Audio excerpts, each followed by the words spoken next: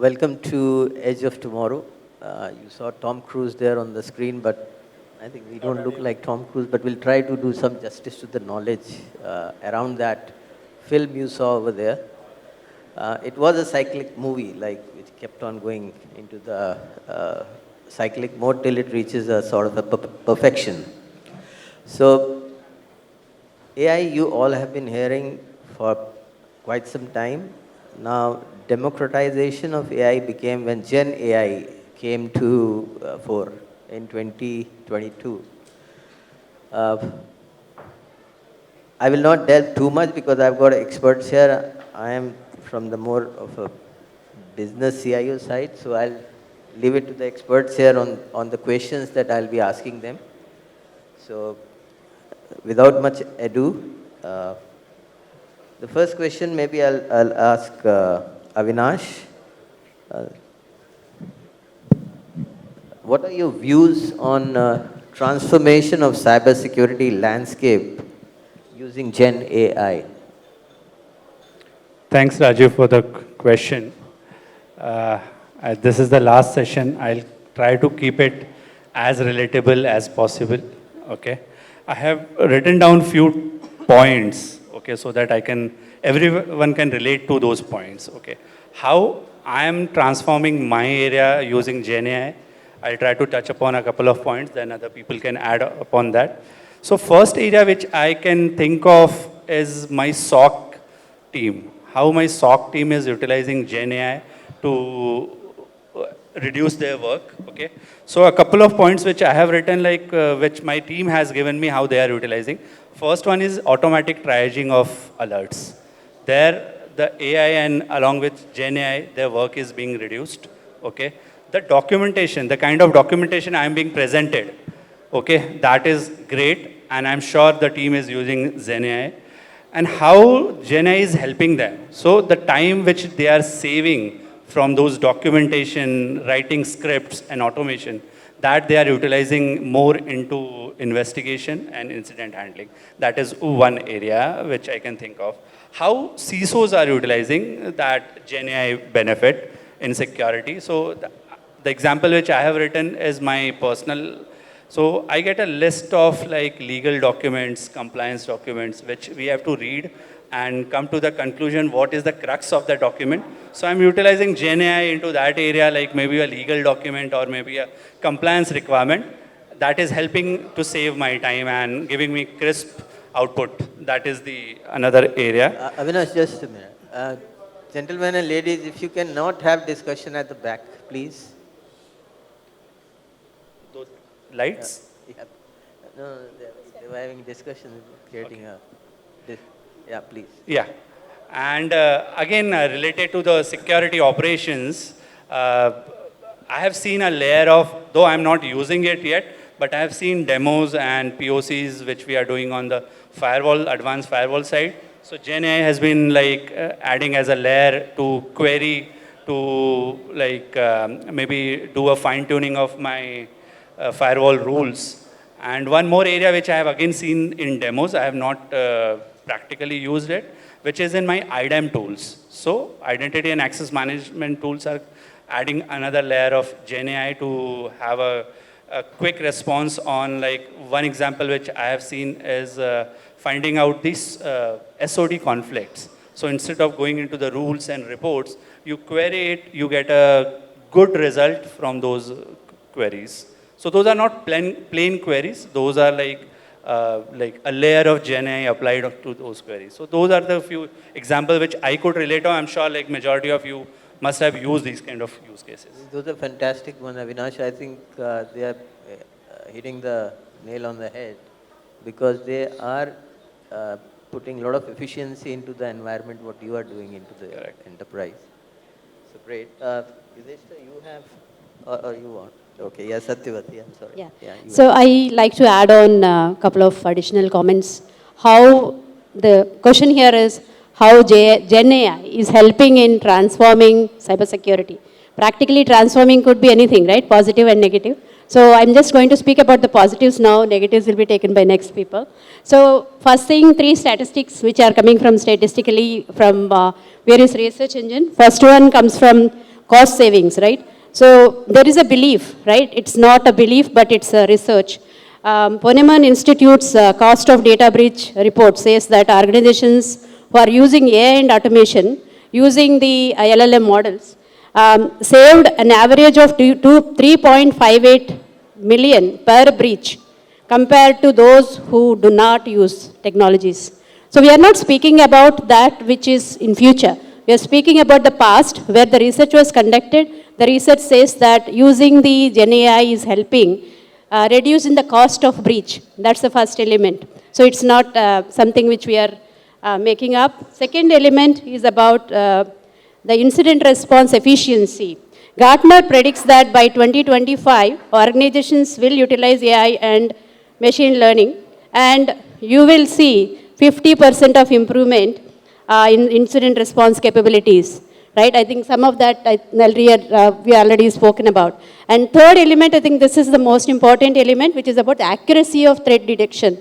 So we always find threats, but we found a lot of false positives. How can we reduce that? That's something can be done by using the generative AI models, by feeding it back, saying these are the false positives you shouldn't ignore, etc. So the threat detection accurately can be improved up to 85%, significantly reducing the false positives. This is by the research from Capgemini.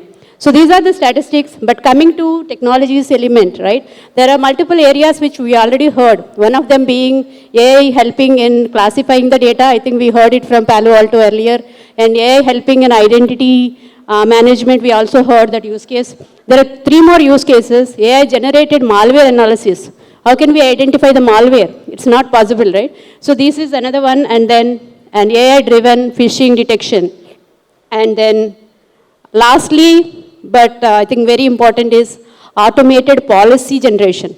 So which is policy generation is not easy, right? Writing a policy takes years in a company. So understanding what is happening in the country, understanding the threats in the organization, and come up with a policy is something which is a trend coming in. You might see solutions there. So the way I am saying, I think I am giving completely a very buttery, creamy version of Gen AI. We also need to understand, right, when there is a knife, it is very helpful when you are cutting an apple and an orange. Yes or no? But it is also threatening and can kill somebody. Gen AI is something like that. So we should not be seeing that as a completely negative angle. It has its own uses as long as you use it effectively. Thank you, Satyavati. It was, I think, at the back end of the core network, how you safeguard and the practices around it. So, Munir, So would you like to take? I'll just pull the thread from where Satya left it. As she rightly said that it's a knife, I would say it's a double-edged knife. Gen AI has AI in general, and Gen AI in particular has been very, very important tool for cybersecurity professionals in the area of whether we talk about incident management and response, whether we talk about vulnerability management, we talk about identity and access management, or many of the financial organizations, including ours, we use it for example, inside fraud detection mechanisms, we use it for fraud detection processes, we use it for example, adaptive authentications, we use it for risk-based authentications, we use it for example, behavioral analytics, so on and so forth.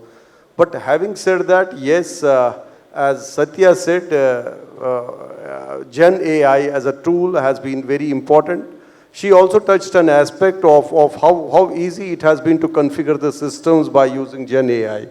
So I would say I recall many of the security professionals sitting over here must be recalling the days when it was very difficult to actually streamline and baseline a security platform for very complex application security systems. Like we were to actually secure some application, we were to secure some critical function. So we used to struggle very hard getting the application teams, getting the network teams to understand how this entire setup is to be secured, deploy the web application firewalls, and then start baseline. It used to take 2 months, 3 months to baseline that entire platform. But nowadays, it is not the matter of months and days. It's a matter of hours, if not less than that, that we configure these all systems. So those are the beauties of AI as an automation tool in general and Gen AI in particular. Yesterday, my friend Aman, during his Power Pack presentation on DLP, I think, on data leak prevention and all, he actually gave a detailed account of how now Gen AI systems can be used to do the data information classification, information categorization, and thereafter information protection. So that is the use cases of Gen AI which we are talking about. But having said that, yes, it's a beautiful tool, but having said that, it's very important to, and essential for all of us to understand that it's a double-edged sword, and we need to be very cautious about uses and misuses of Gen AI. We have to understand the fact that it is not being used by us as cybersecurity professionals, it is used by our adversaries as well. And they use it in much better way than we use it.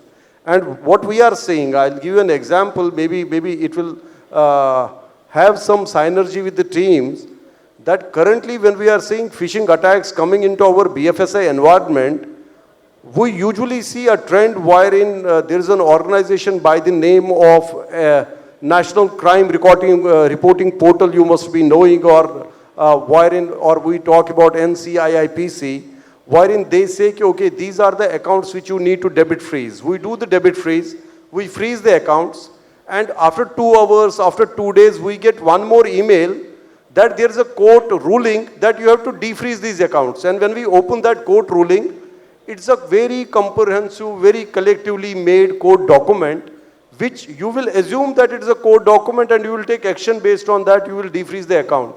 But when you do a small, I would say, due diligence against them, you realize that no court has released those documents.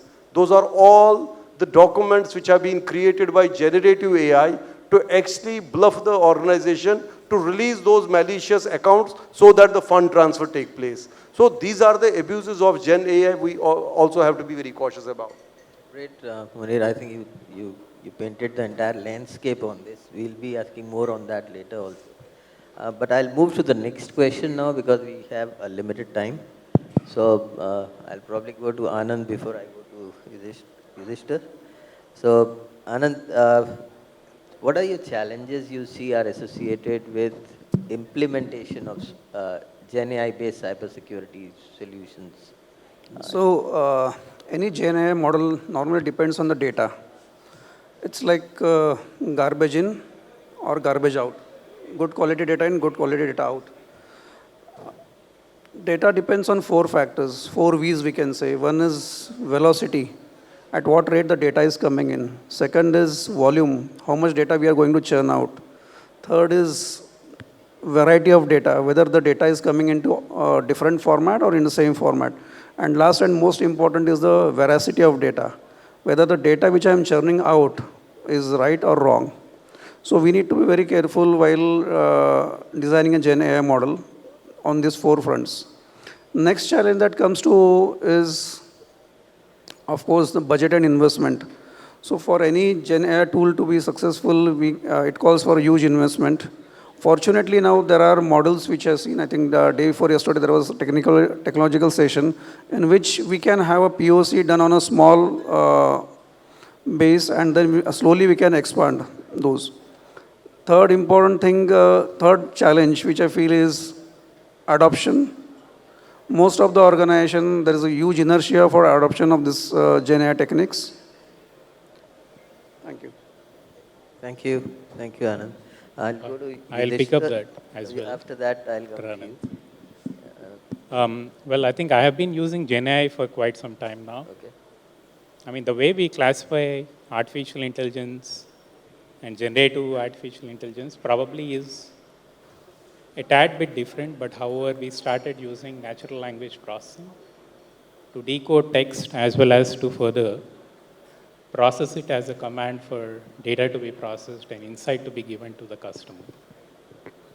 Now, with the advent of DPDP, we're getting to see that, we need to have data that is more accurate that comes from the customer. So a customer can in fact give an Aadhaar copy or a PAN card copy or a driver license copy. But what is more important is the person who is taking the form, entering this particular data into the form in the back end, needs to do it without a fat finger. Now, how do we ensure that, either the person or the OCR, in fact, is getting to capture all of this information in the right way? And that is where, I specifically use Llama, which is an extension of Lava, to be able to, ensure that the accuracy of the data, in fact, is intact. Now, the bank as such, HDFC, I wouldn't want to quote an example because I want to keep it quite generic. So let's say having to do this for 20 crore customers and their accounts is probably a bit of challenge. Now, we have been trying to workshop this with NVIDIA in terms of how do we make it more cost effective for banks as well as other organizations. And Deloitte was in fact co-hosting this workshop the previous week. Now, rather than having to take an open source approach to having to send personal data of customers outside, is there a better way of having to train this data, personal data, or non-personal or anonymized data, within the guardrails of an organization, which in fact will help reduce the cost of having to use GPUs, as well as to use certain insights that can make it much easy for us to assimilate at the same time. So that's my few thoughts. Thank you, Tejasvi, for taking up the BFSI sector so well. After Yudhishthira, I think he's still waiting for, and he said, I need the most of the time, but still we are giving quite late. So what's your view on the pharma sector? Okay. Namaste to all. Everybody sleeping, sir. Right? Electronics already hijacked our life. Everybody agree? Electronics hijacked our life. After that, IT also hijacked our life. Yes or no? Another AI also coming to hijack our life. Everybody agree? I am now going to talk darker side of the moon. Everybody talk the lighter side of the moon. Everybody want to hear? Very less. Ladies, see? My friends, my dear respected CISOs, all are CISO only. CISO, DPO, security officers. Be alert. Risk, the emerging AI risk surrounding with you. In every moment, AI risk. Everybody know, there is a AI Act also landed. Anybody know where it is landed? European countries. Is it enforced? Yes, it is enforced in past August this year. Enforced. The law will be regulated 2nd August 2026 in European countries. Okay? Our India also planning to bring that law also very soon after the privacy rules. Hope everybody agree. Now, everybody should understood what is the objective of the European AI Act. Right? Anybody know? Open the dictionary. One word I will tell. To regulate the subliminal technology. Subliminal. SUBLIMINAL. The new word for all CISOs. Subliminal. The subliminal advertisement you saw. Okay, I will give one example. The subliminal advertisement. Drink Coca-Cola. Eat popcorn. Drink Coca-Cola. Eat popcorn. You saw in the film hall. The advertisement is showing for a microsecond only. For a microsecond only, you cannot take a photograph also. Everybody agree or not? When you entering, you are asking to your husband, I need popcorn. Right or wrong? Madam, You are from Vodafone, I know. Okay. Patra sir, when you are entering the film hall, your child are asking, Papa, I need Coca-Cola. Immediately, your wife asking, I need popcorn. Right or wrong? So, my dear friends, control your mind. Otherwise, the mind will control you. Yes or no? If the mind will control you, the risk for you only.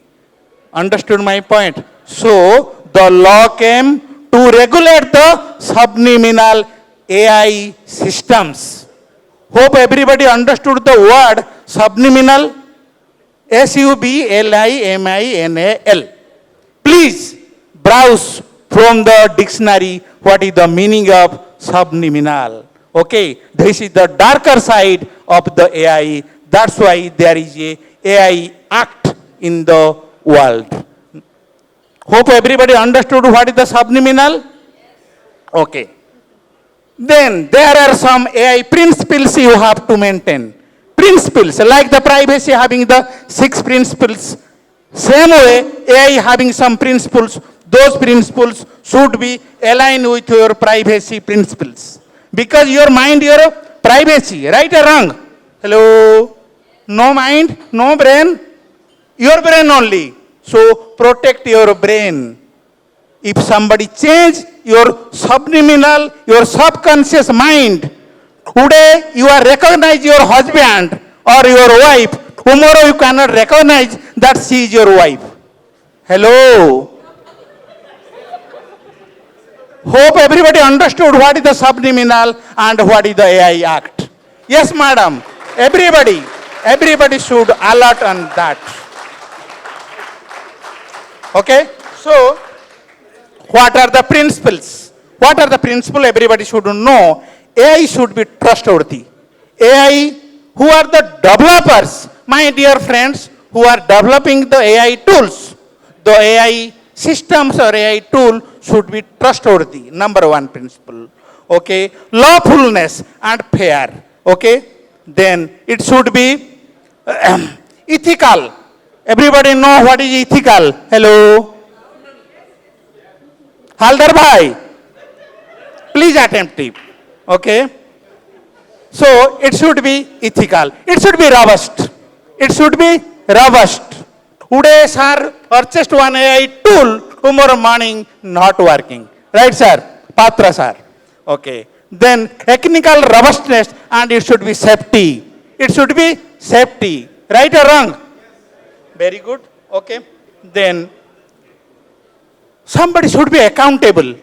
Somebody should be accountable for the AI systems. Hope everybody understood what is the difference between accountability and responsibility. But Haldars are adding everybody responsible. He adding CC to 100 peoples, right? And 2 also 100 people in the mail. Then there is no accountability. Right, sir? So, for the AI system, somebody should accountable. Who is accountable then? If everything is automated, machine driven, who is accountable? Accountable should be a subject, not an object. Hello? Accountability rests with a subject, not should be an object. Hope everybody understood what is the meaning of subject. That's why in GDPR you saw subject. Hello? The responsibility of a subject. But in India, there is no word in the privacy law, subject. Hello? Please, understood what is subject and object. In European countries, dead body not a subject. Hello? Dead body not a subject. So, after death, your privacy lost in European countries, but in India it is live. In India there is no word subject, data principal. Principal. Hope understood? Now correlated with the privacy and the AI systems. Hope everybody understood? Thanks.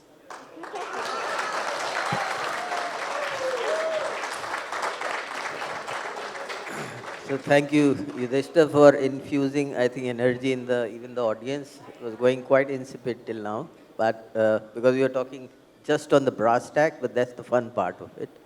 And I hope you understood all the terms which Yudhishthir just reiterated, subliminal and subject and object, and then on the principles. So it's so as you could see intrinsically, legal parlance is very much now aligned with what you are doing in the Gen AI world. So they are now interlinked, and the clarity around the laws also have to be very, very clear for enterprises to get their hands dirty into it. So before we go into the next, we have just 4 minutes left, but I'll ask what are the evils of Gen AI, especially in deep fake, because we are seeing those pretty extensively for doing the cyber frauds. Or even recently you must have seen Trump and Kamala Harris video also, which Musk put it on X. So views on the darker side of Gen AI to do the cyber frauds, but very short because we are running short on time. Yeah. I won't take much time after Mr. Saho. So on the darker side, I'm not able to relate much, but what I have experienced. So a couple of instances we all must have seen in news, some videos surfacing of Mr. Modi with someone else, which was not true. Similarly, we have seen multiple things. I think recently we saw, I think, Kamala Harris and Mr. Trump.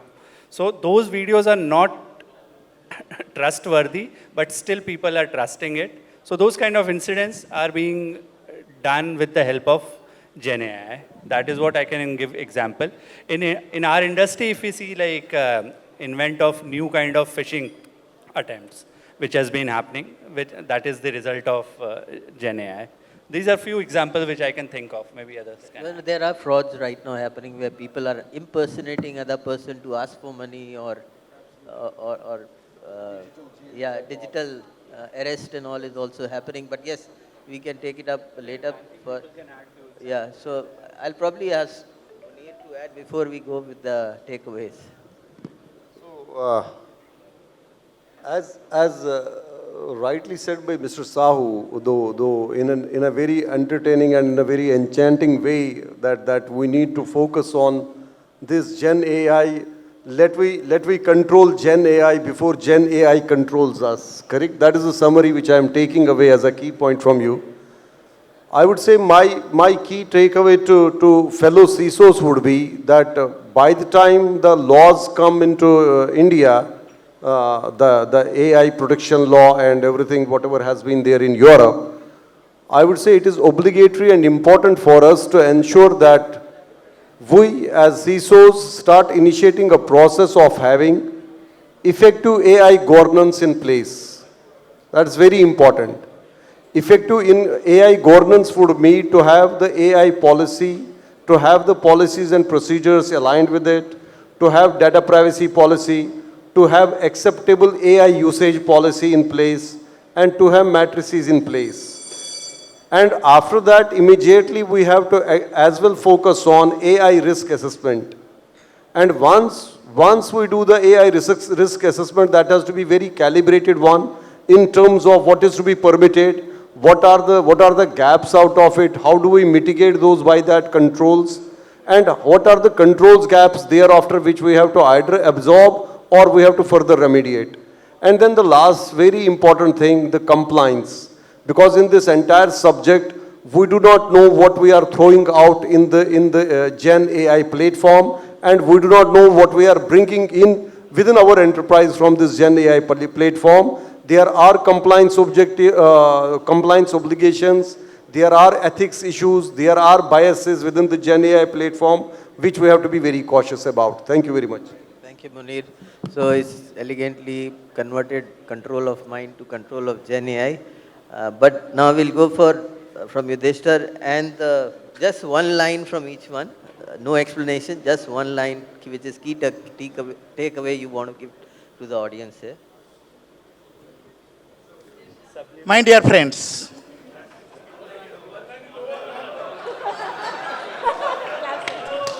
protect, protect self, protect self, then protect organization where you working, protect the society, then protect the nation, then protect the globe or the earth.